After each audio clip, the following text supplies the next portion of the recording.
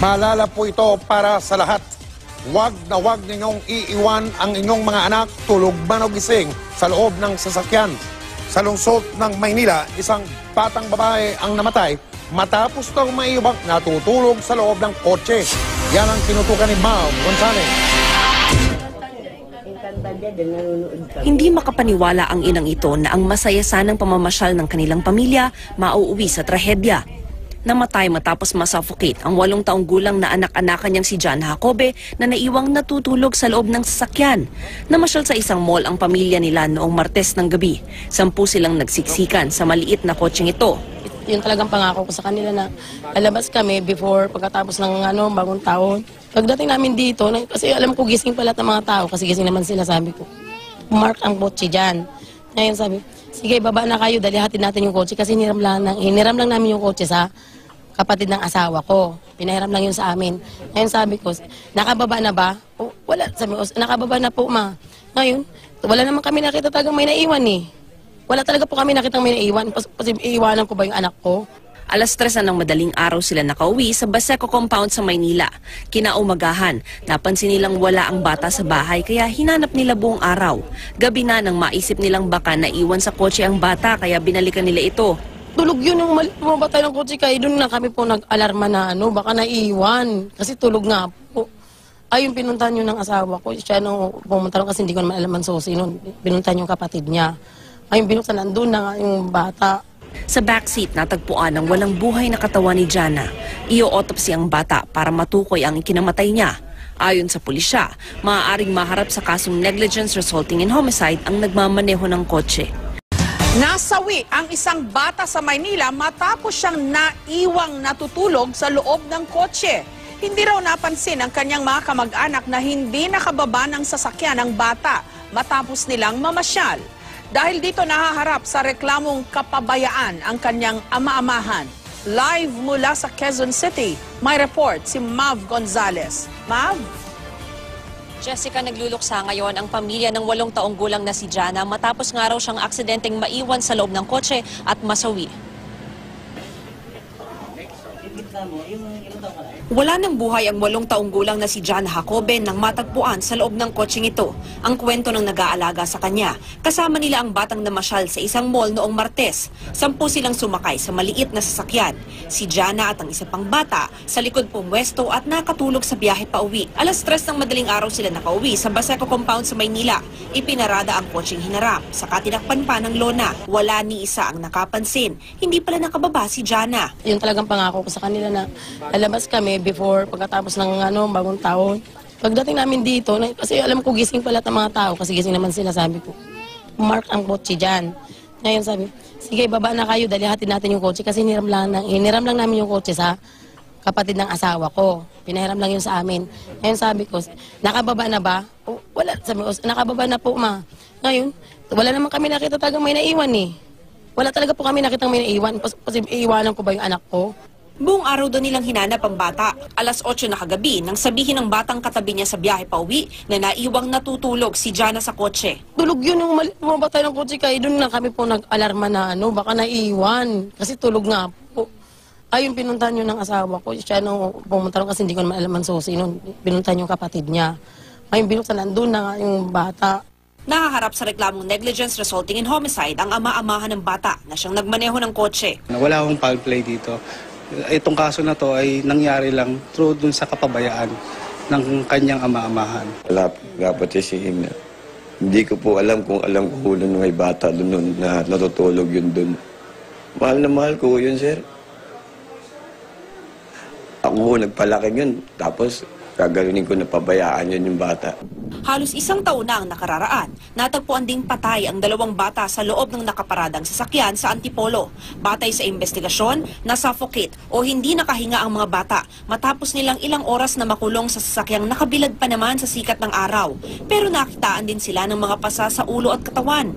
Kinasuhan ang mga may-ari, pero itinanggi ng mga itong may kinalaman sila sa pagkamatay ng mga bata. Sadyang may problema raw talaga ang lock ng sasakyan at di raw nila alam kung paano napunta sa loob ang mga biktima. July 2030 naman, natagpo ang naaagnas sa loob ng nakaparadang sasakyan ang 2 bata sa Taguig City. Suffocation at dehydration daw ang kanilang ikinamatay. Batay sa investigasyon, natrap ang mga bata dahil naka-child lock ang sasakyan at mabubuksan lamang mula sa labas. Babala ng mga eksperto, dinisenyo ang mga kotse para maging selyado sa hangin, kaya mabilis na tumataas ang temperatura sa loob ng sasakyan. Nauubusan din ng oxygen ang mga natatrap sa loob. Nagpakita ang isang car manufacturer, nakasara ang mga bintana. Early December yan, malamig doon. Ang loob, ang temperature umakyat na pwede kang magluto ng itlog sa loob. Sa Amerika, isang bata ang namamatay kada linggo dahil sa heat stroke kasunod ng pagkakatrap nila sa sasakyan. But definitely, no should you ever, huwag mong iiwanan ng bata sa loob na nakasara ang mga bintana. And pangalawa, kahit mga aso, mga pusa, hindi din dapat. Jessica, sa ngayon, nasa kustodiya na ng MPD Homicide ang maamahan ng bata. Jessica? Mav, parang ang hirap mapaniwala, no? Ang hirap paniwalaan na nakalimutan yung bata na naiwan sa loob ng kotse. Alam mo, Jessica, kahapon nung una nating makausap yung ina, no, talagang medyo tuliri pa yung kanyang isip.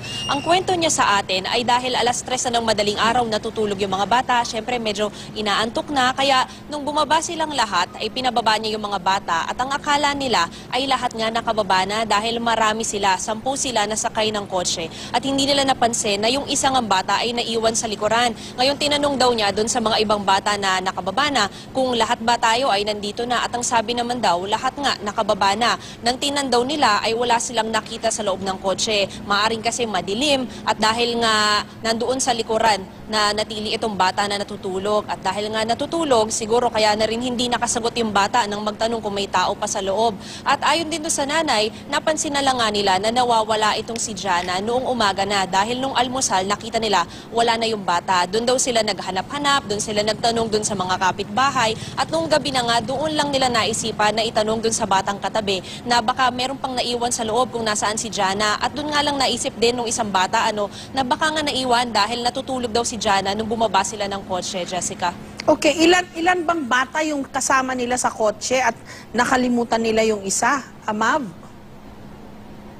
Jessica, ayon dun sa ina ng bata, dun sa inainahan ng bata, ay 10 raw sila na nasa loob ng kotse at 5 raw dito ang bata at may isa pang sanggol, Jessica. Okay, ilang oras bago nila na-realize na may nawawalang bata? Jessica, alas 3 ng madaling araw nakauwi sa bahay itong pamilya Papa, At pagkatapos, alas 7 ng umaga raw nung almusal, doon una napansin nung inainahan na parang nawawala na nga itong si Jana. Pero ang sabi raw ng mga kapatid nitong si Jana, baka lumabas lang at nakipaglaro doon sa mga kapitbahay nila dahil ganun daw talaga ang gawin noong bata. Nung bandang tanghali na, doon daw nila napansin na bakit hindi pa umuwi si Jana para sa tanghalian at doon na nga sila nagsimula talagang maghanap. Nagpunta sila doon sa mga kapitbahay, sa mga kaklase, kaibigan nitong si Jana para magtanong-tanong at buong araw daw silang naghahanap. Hindi nga nila nahanap yung bata at noong gabi, doon na lang nila naisip na balikan yung kotse na isinoli na nila doon sa kapatid nung ama-amahan. Doon na nila nakita, Jessica, na nandoon sa loob, nasa backseat, na patay na nga itong si Jana, Jessica. Okay, ang mahirap sa mga kotse, alam ko may mga child lock din yan naka-child lock ba yung kotse? Kasi yung bata could have easily let herself out kung hindi naka-child lock yung mga pintuan ng kotse, di ba?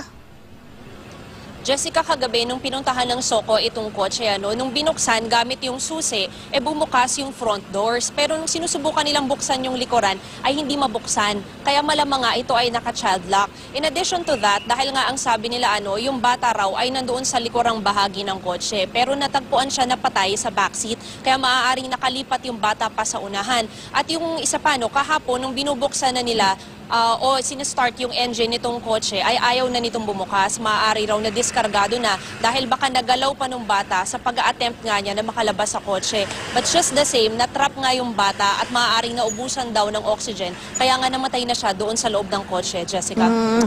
Footnote lang, hindi lang dito sa Pilipinas nangyari yan. Sa Amerika may ilang cases na ganyan din, nakalimutan yung mga bata o meron ding mga deliberate daw, iniwan yung mga bata doon para siguro may konting diferensya sa pag-iisip yung mga magulang. No? These are the cases na naalala ko na nangyari sa Amerika. So kailangan siguro paalalahanan natin ang mga magulang, no? Yung mga nakatatanda na nagdadala ng mga bata sa mga lakad nila, no? Na mag-head count. Diba? Napakasimpleng bagay. I-head count lalo na pag bata yung mga kasama mo. Siyempre, natulog. Wala rin naman sa tamang wisyo yung mga kasama siguro dahil marami sila at madaling araw na kamo, Mav, 3 a.m. na. Siguro inaantok-antok na rin yung ibang mga bata. So hindi na nila namalayan.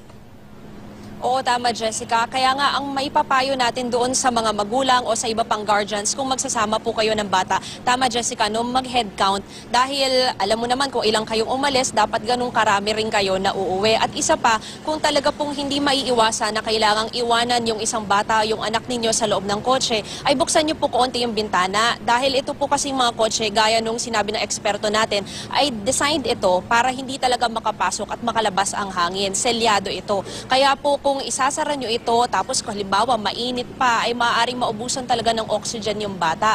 Kaya kailangan po ay medyo may siwang yung bintana kung iiwanan po ninyo yung mga bata. Pero syempre, as much as possible, wag po tayo mag-iiwan ng bata sa loob ng kotse dahil alam naman natin na medyo hindi pa yan nasa tamang pag-iisip para nga pangalagaan yung sarili niya at alam kung ano yung gagawin para nga o yung gagawin niya sakaling magkaroon ng aksidente at hindi siya makalabas ng kotse, Jessica. Mas maganda isama yung mga bata kasi napakaraming peligro pag yung mga bata iniwan sa kotse ng mga nakatatanda, no? Delikado panahon natin ngayon. Hindi mo alam, may mga masasamang loob dyan aside from the possibility nga na you die of suffocation o kaya baka may mangyari dun sa sasakyan habang nakaparada sa kalye. All of these things, no? So mas maganda talaga, wag hong mag-iiwan ng mga bata sa kotse.